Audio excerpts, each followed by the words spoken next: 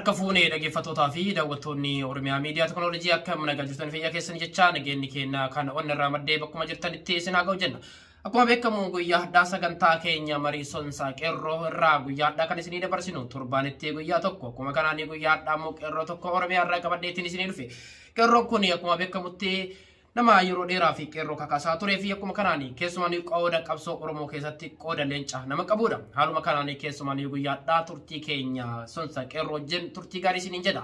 Meesumani abdii guyyaa haddaa keessumaan karaa sonsaa qeerroo Oromiyaatti marii keenyaan wajjin gochuu fi karaa Oromiyaa Miidiyaa Teknooloojiitti baga dhufte. Isinillee baga nu eegdanii duraan dursee yaada galuun dura Oromiyaa Miidiyaa Teknooloojiin baay'ee ulfaadhaan jedhama. Akka qabsaa Oromoo tokkootti akka qeerroo Oromoo tokkootti yaadan qabu sagantaa sonsa qeerroo Oromiyaa irratti akkan dhiyeeffadhu waan uummata koonni fayyada jedhee yaadu akka qabsaa tokko akka nama tokkootti akkan dhiyeeffadhu sila affeertaniif baay'ee ulfaadhaa galatoom jedha. Okay, mee kan itti aansuu fi sagantaan keenya guyyaa haddaa yookiin sonsaa qeerroo mata dureen isaa akkuma beekamutti lammiilee Oromootii fi lammiilee Itoophiyaa biyya Suudi Arabiyaa keessatti rakkoo hamaa yeroo ammaa kana dararaa hoggaa lamaa olii fi hanga hoggaa tokko baatii 8tti dararamaa jiranii irraa kan mari'annu ta'a. Mee sagantaa kanaan dursatti keessumaan iyyuu haalli yeroo ammaa ijoolleen Suudi Arabiyaa keessa jirtu baay'ee yaaddoo hamaadha. Mee keessumaan ijoolleen Suudi Arabiyaa hoggaa kana hunda hangammaatti kara biyyaatti kan deebisuu didanii fi rakkoon kun rakkoo mootummaa Suudiiti moo rakkoo mootummaa Itoophiyaati jetteen kan ilaaltu abdii. Ulfaadhu yaadoo keenya gaafii bareedaadha. Kuma 120 oltu mana hidhaa garaagaraa keessa jira. Jiruu adaabaa keessa jiranii. Jiruu dhala namaatiif hin malle keessatti lammiin keenya, uummanni keenya, ijoolleen keenya dararamaa jiranii. Dararaa baddu akka agartuu duulli ijoolleen kun eegalan yeroo ammaa guutuu addunyaa wal ga'ee feestaalii sadarkaa uffannoo irra geenyee jirra. Namni hundi guutuu namni Oromoof yaada jedhu dhibee ijoollee kanaa dhibamaa jira.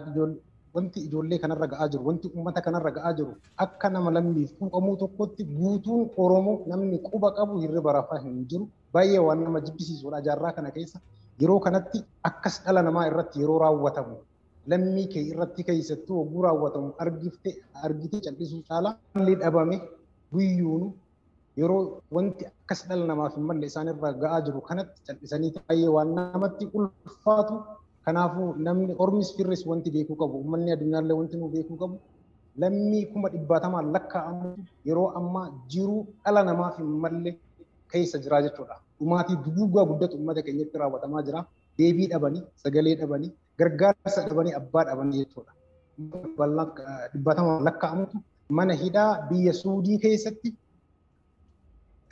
dhumataa jira jechuudha. Kanan jedhee gara gaafii keetiitti seenaa gaafii bareedaa na gaafatte. Rakkoo kanaaf abbaan eenyu? Mootummaa Suudiiti moo mootummaa Itoophiyaati?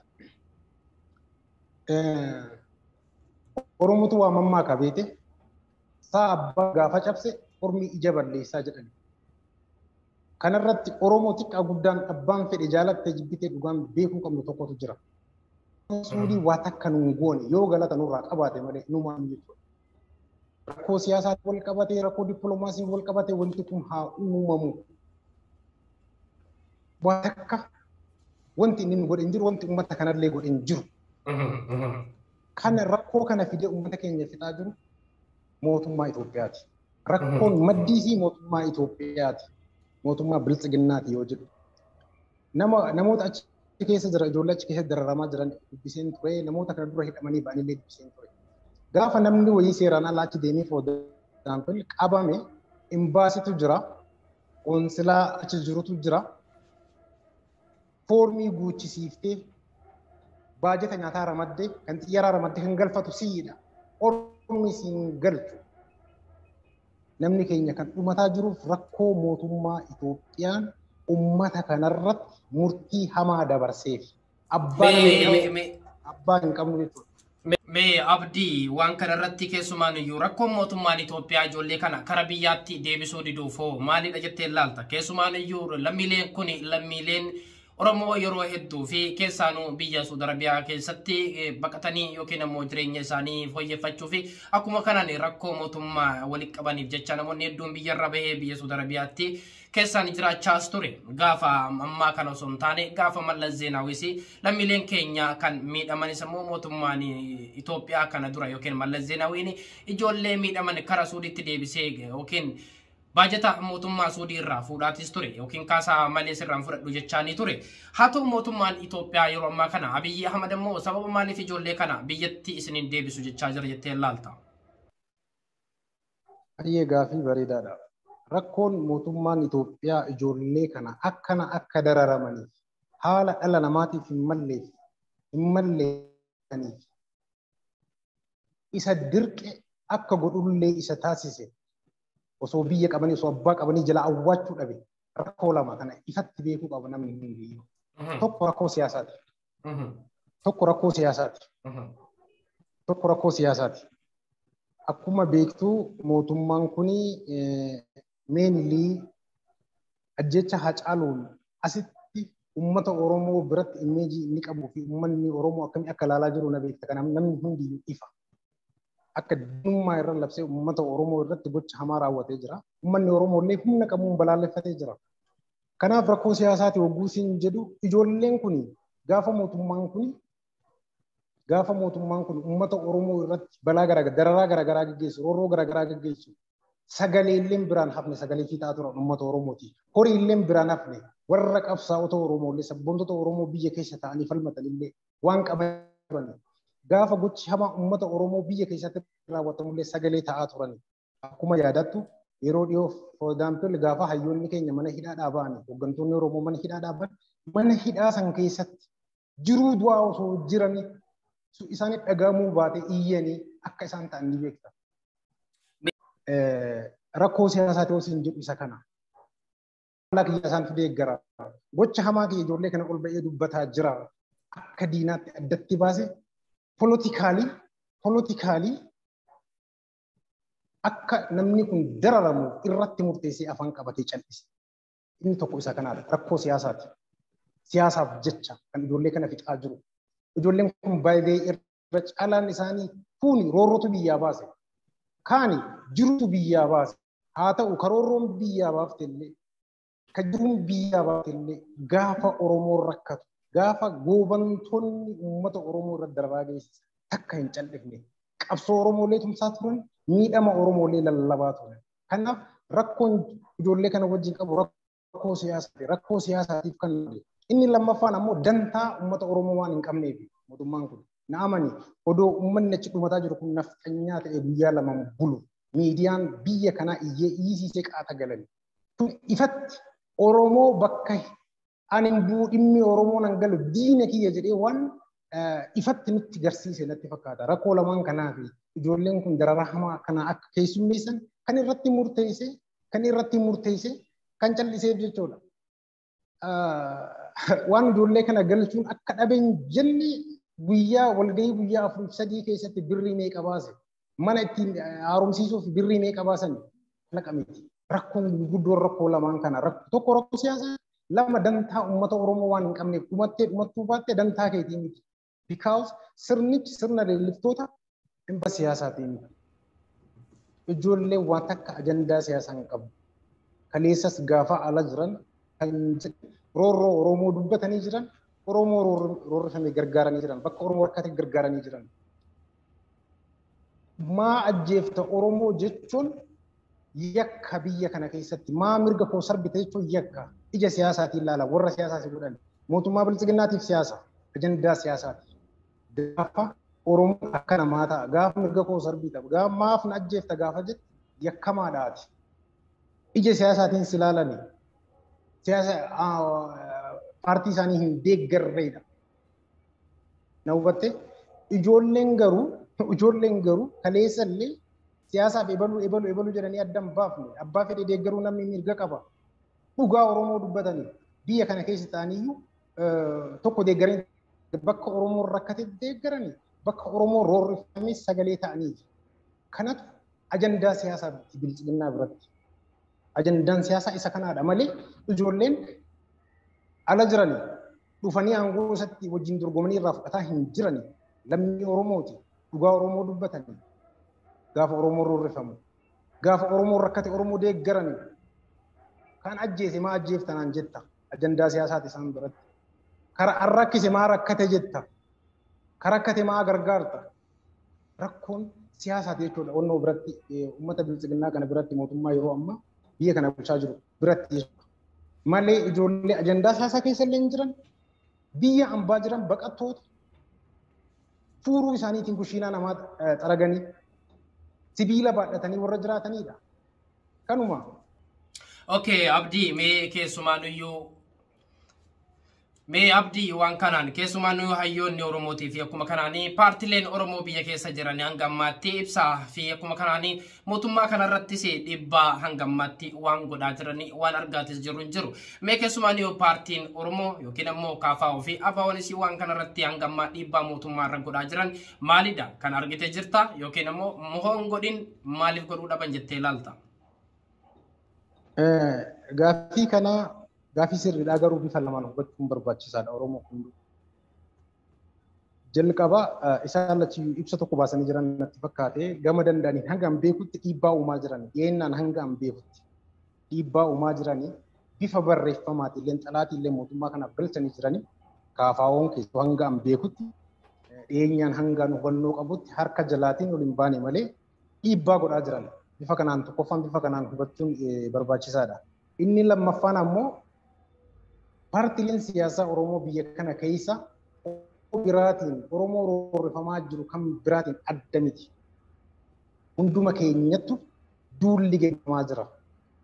KFO waan taateef miti, ABO waan taateef miti. Oromoo waan taateef har'a sirratti geggeeffamaa jira. Dhiibbaan isaanirra jiru dhiibbaa salphaa miti. Gaafattullee deebiin argattu sirnichatu waan isaan hin hirmaachifne haa ta'uuti garuu tokkoffaa wanti harka jalaan jiran jira nan beekaa dhiyeenyaan deebiin arganne garuu deebiin hin kennamneef mootummaa irraa dhiibbaa hanga danda'an jiranii. Inni lammaffaan ammoo isaan iyyuu akkuma ijoollee kanaa dhiibbaa addaatu irra jira waan isaan irra geggeeffame deeggartoota isaanii irra geggeeffame akka dhaabaatti hooggantoota isaanii irra geggeeffame hundi keenyaa hubbaa qabu. Kana hubachuun barbaachisaa. Haa ta'uuti garuu paartileen kunniin akkuma ati jette roorroon fedhallee irra haa jiraatu.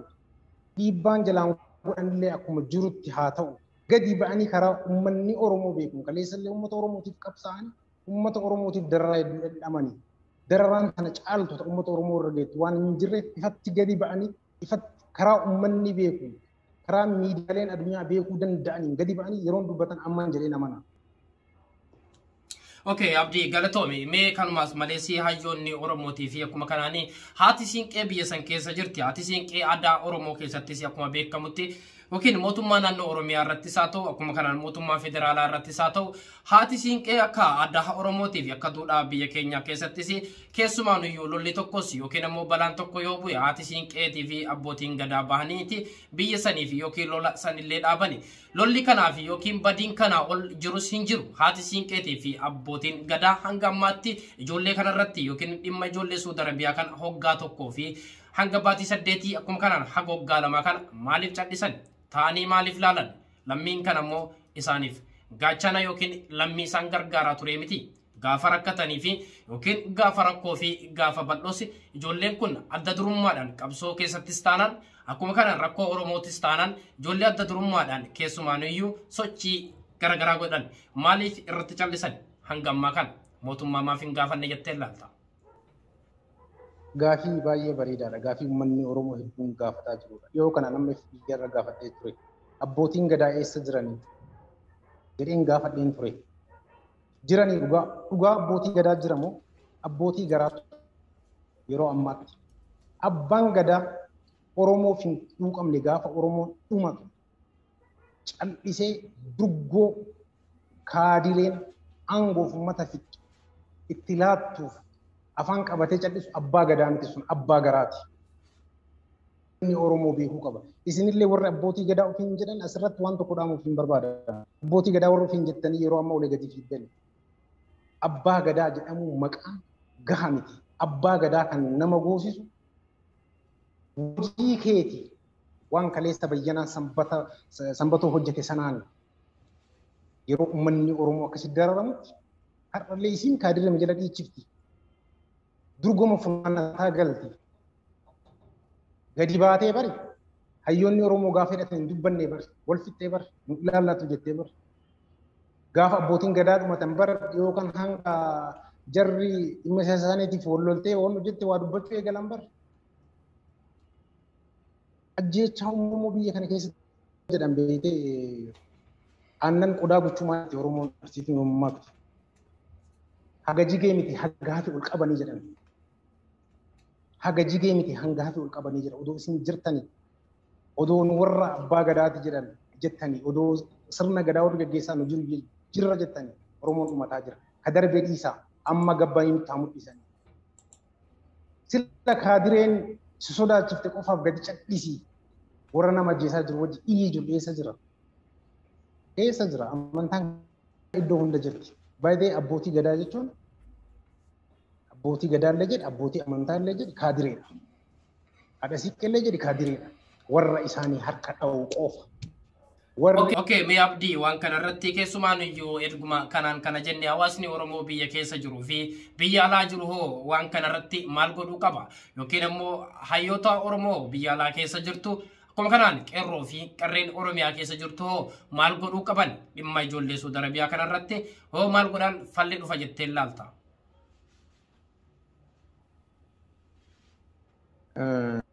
Galatoomii gaaffii bareedaadha. Falli iddoon jirtu idduma kana. Falli kan Oromooti.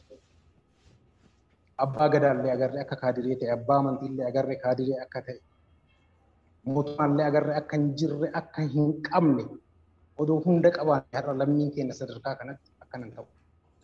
Hunda agarree jirra. Falli isaa hoo maali? Eenyu abbaarree rakkoo furmaata kanaaf kan jedhu yoo itti deemne uummata Oromooti. Hawaasni Oromoo biyya alaa fi biyya keessaa jirtan guutuutti akkana dhageeffatanii barbaadaa irratti dhaamsa akka qeerroo Oromiyaa tokkotti nuti warri injifannoo keenyaan dhiigaaf lafee keenyaan ergattummaa wayyaanee jalaa isaan baafne aangoo itti ilaalle injifannoo keenya dabarsinee isaanii kennanii masaraa galchine waan nu godhaa jiran agartan gantaa uummata Oromootiin qaban abbaan iyyatu ollaan namaa birmata jedhan gaafa ati callifte namni sii birmatu osoo nu warra dhaabbi'eedhaarra Oromoon duuneera warra odoo jirru peestaalii uffanneedhaadha peestaalii jaarraa kana keessatti biyya alaaf keessa salphannee akka sabaatti duune hin jirru duuti kana caalaa Oromoo mudachuu hin dandeessu. Oromoon gaafa duute walii bootu gaafa jirtu walii hin birmanne Oromummaan akkasii nullee hin fayyaddu yoo diinaan bitte malee sirni nama nyaataan kaleessa Oromoo nyaate harkaaf harma mure har'allee Oromoo peestaaliitti uffisee jira har'allee Oromoo mana irratti gubaa jira. Kanaaf kan falmatee ofirraa buqqisu waan tokko kun barbaachisaadha. Kun wanna eegamu sabni akka sabaatti gaafa gabrummaa ameen jettee fudhatte akka sabaatti gaafa roorrisuuf salaatte fudhatte sodaattee manatti galte kanuma kasi mudatu. Ati jabaattu Ormi si kabaja. Ati jabaattu mirgi kee eegama kabajama. Bilisummaa Ormi mana si fidu hin jiru. Hawaasni Oromoo gadi ba'e yeroon isaa amma rafnee jirra kanaa ol nu ga'a. Yoon duguugamne uummanni Oromoo achi keessatti wallaahi du'aniiti kan du'e illee irraa baasuu dadhabanii guyyaa lama sadi reefu hojii oola. Uummata kana wajjin dhiiga haqqisee kan du'e agarra dubartii irra waan ga'aa jiru agarra awwaalallee dhabee reeffi isaanii teessanii darbamaa. Kanaaf yeroon kana caalaa yeroon biraa eegnu hin jiru. Duuti kana caalaa nuti du'u hin jiru. Oromoo alaaf keessaa wal ta'ii dammaqii lubbuu uummata kee baraarii dhaamsa kooti. Mee sagalee kana dhageeffannee walitti deemuu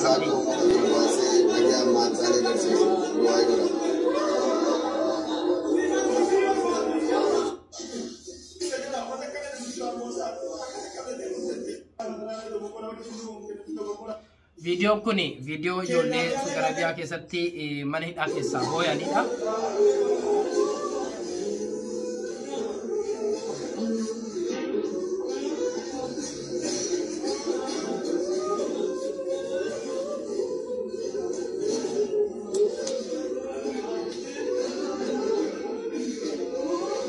Mee abdii haawwan keenya akkuma kanaan haati siinqee abbaan gadaa akkuma kanaan haati ijoollee kanneenii yoo ilmaan isaanii akkanatti mana tokkotti walitti qabamanii imimmaan isaanii akkanan roobsan kan du'e irraa gabbaasuu didanii kan deesse akkuma deessetti ilma wajjin duute ulfi osoo garaa jiru ulfa wajjin duute uffata dhabdee uffata ittiin martuu fi uffata ittiin awwaalannis dhabanii peestaaliidhaan akkanatti yoo maranii amma kana awwaalli ilmaan Oromoo peestaalii fi akkuma kanaan tallaajaa ta'e kanatti maaltu sittis dhagama maaltu ammoo uummata Oromootitti dhagama.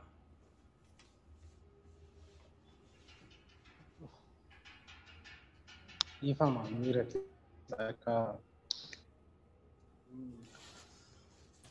osoo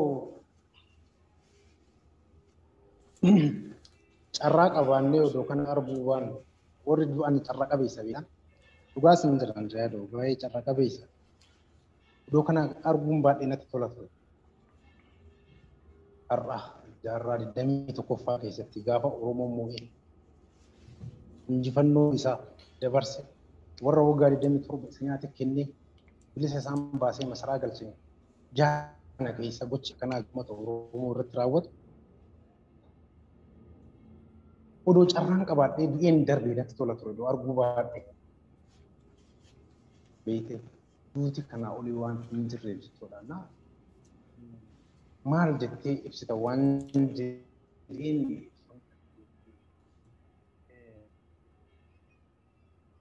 du'uun obbaafachuudha jedhee haaceen beekta.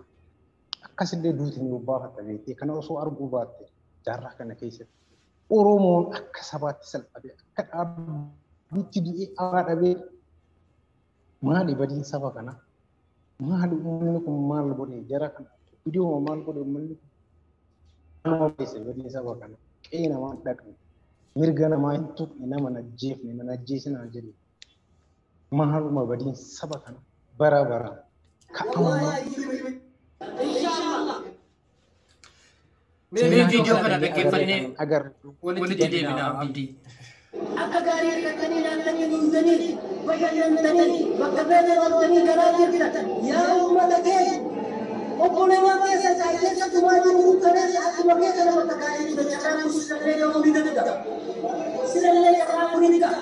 Akka bakka gaarii jirtan bagarata. Dhiigaan ni murtee gadheetuu kan murtee caalaa jedhee gahee bakka ta'ullee osoo namni keessatti dhiiga kafee boo. Osoo uummanni keessatti dhiiga jedhee tutuuf. Osoo obboleewwan keessatti uumaa jiran akka gaarii nurra cacabatanii akka waan lammiin nama gaarii keessatti hojjetu nurra hojjetanii akka hojjetatan waan nuti jira. Wallahi tokkoon keessatti waan sagalee mutaa. Dhugaa jiruu waliin tokkoon keessatti dhugaa sagalee mutaa. Gaafa kan waliin haasa'aa dhufe faana dalagalanii. Mee keessumaanuu ijoolleen akkana dubbatan ijoollee mana hidhaa keessa jiran ijoollee akkuma argaa jirru kanatti mana hidhaatiin dhaamsa hawaasa Oromoo idil addunyaa jiruu fi hawaasa Oromoo biyya keessa jiruufis abbootii gadaatiif akkuma kanaanii abbootii amantiis akkuma kanaan mootummaas qabatee waan irraa dubbachaa jiran kan waliin dhagaa jiru. Mee sagalee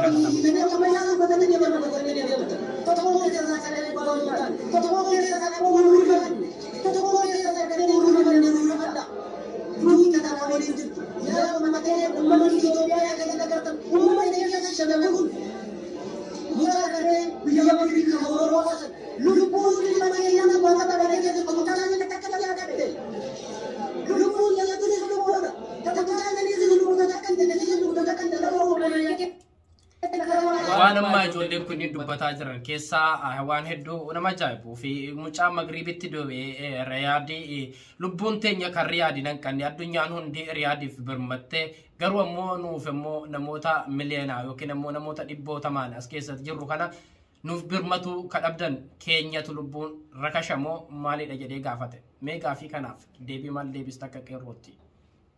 Waan jettullee sitti ulfaata. Nuti abbaan qabnu walillee hin qabnu tokkummaa illee hin qabnu gaafa tokkummaa hin qabaanne gaafa walii hin qabne gaafa salphaatti gaafa gabrummaa hin jettee fudhatama akkasii ga'u akkanatti duuta duunee jedhama dhaloota kana osoo arguu baanne ani akka nama arguu baay'ee natti tola ture. Ga'uullee baay'ee natti tola ture. Jaarraa kana keessatti beektaa akkas dhala kee irratti akkas waan lama na guba baay'ee beektaan tokko sabni Oromootu oduu uummanni ishee akkasitti dararamu ishiin galtee rafu ishiin galtee onnee nagaa nyaattee baatee kolfite na ajaa'ibdi manni Oromootu. Lama roorroo ormi nurra geessu gaafa laalu nan gubadha. Filannoo biraan qabnu yaadoo. Okay, Abdii galatoomii ulfaadhuu keessumaanuyyuu guyyaa hadhaa sagantaa marii sonsa qeerroo irratti guyyaa hadhaa dhuftee sagalee ijoollee Suudi Arabiyaatiif yookiin ammoo rakkoo yeroo ammaa kana ijoollee Suudi Arabiyaa mudataa jiru irratti waan mariin wajjin gooteef ulfaadhuu galatoomii horii bulii deebanii siin jedha sagantaa keenya kanumaan xumurra.